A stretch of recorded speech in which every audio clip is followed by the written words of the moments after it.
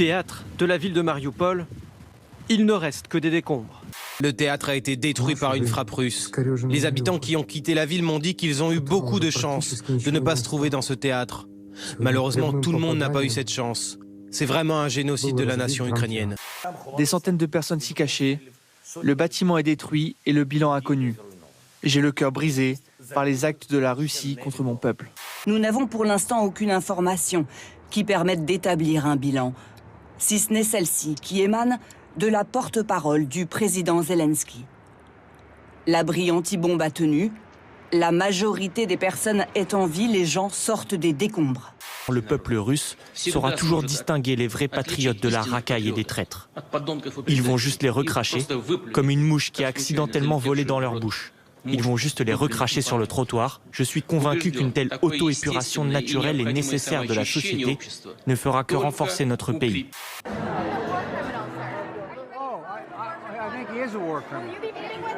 Faut-il qu'un président, celui des États-Unis, rentre dans cette façon de dire et de parler? Est-ce que c'est son rôle?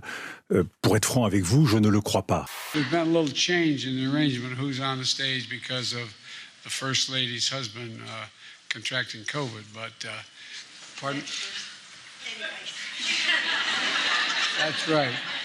Près de 4 heures pour dévoiler une trentaine de propositions. Et sans surprise, Emmanuel Macron érige le travail comme priorité. Nous devons travailler plus.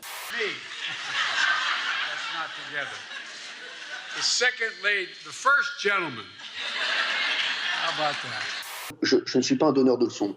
Je suis l'anti-Patrick Cohen. Voilà, qui est un donneur de leçons. Je l'ai vu encore ce matin donner des leçons sur mon émission.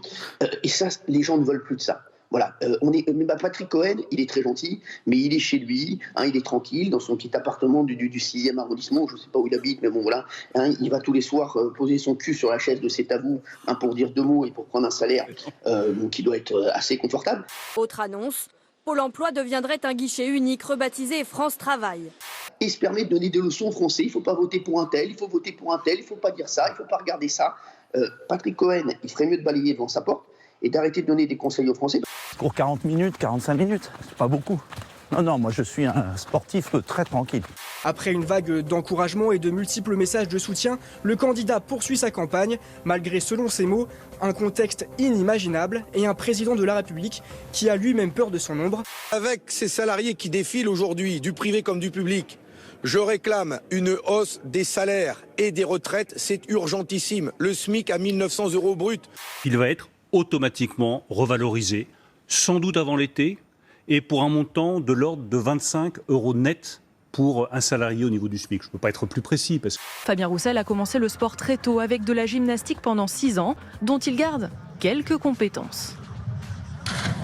Bien, tous proposent de revaloriser le SMIC et en la matière la plus généreuse, c'est Nathalie Arthaud qui veut porter le SMIC à 2 000 € net. Là, nous avons la possibilité, sur la base des résultats que nous avons obtenus pendant le quinquennat, on ne parle pas en l'air, nous avons des résultats sur l'emploi, d'arriver d'ici 2022 à 5% de taux de chômage.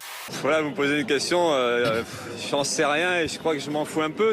Si pendant la campagne tous les coups sont permis, Valérie Pécresse est parée. Elle a pratiqué la boxe pendant 5 ans avant de se mettre au yoga.